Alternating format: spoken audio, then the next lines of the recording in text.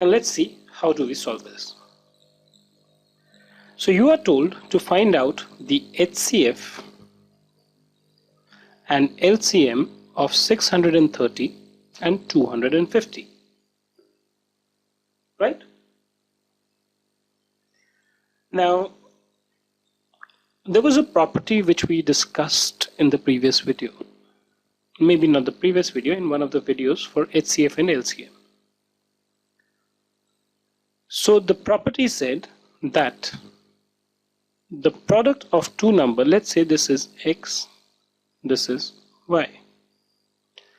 The property said that the product of two numbers, let's say X cross Y, is equal to the product of their HCF, XY, and LCM. Now, what we know is, we know these two numbers, but we need to find out their HCFs and LCM.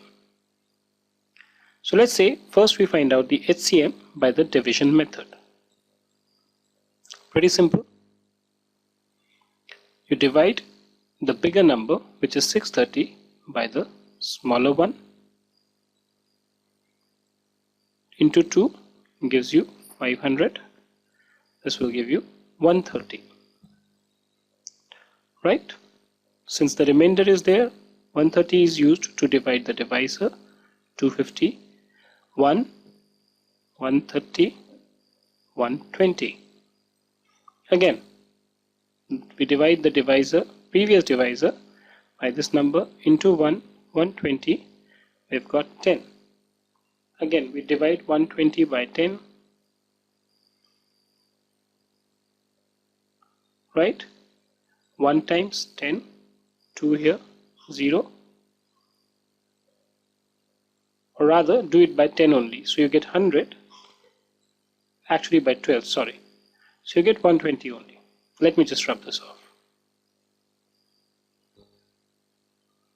Into 12 gives you 120, remainder 0.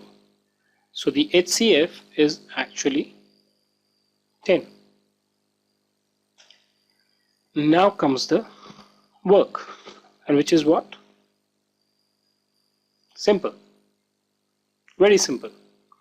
So you've got two numbers, X into Y. What are the X into Y? 630 into 250 is equal to HCF. I have already computed the HCF out here, which is 10, into LCM. The other way could have been, I would have found out the LCM of both these two numbers. That could have been time consuming. So I rather put the values in this formula. Or the LCM is equal to 630 into 250, which is these two numbers, divided by 10. 10 knocks this off here. If you do the multiplication, 75, 7 carry. 25 into 3 is 75, so I've taken 5 here, 7 carry. 25 into 6 is 150 plus 7, 157. So the LCM of these two numbers is 15750. And this I was able to find out because I knew this property, right?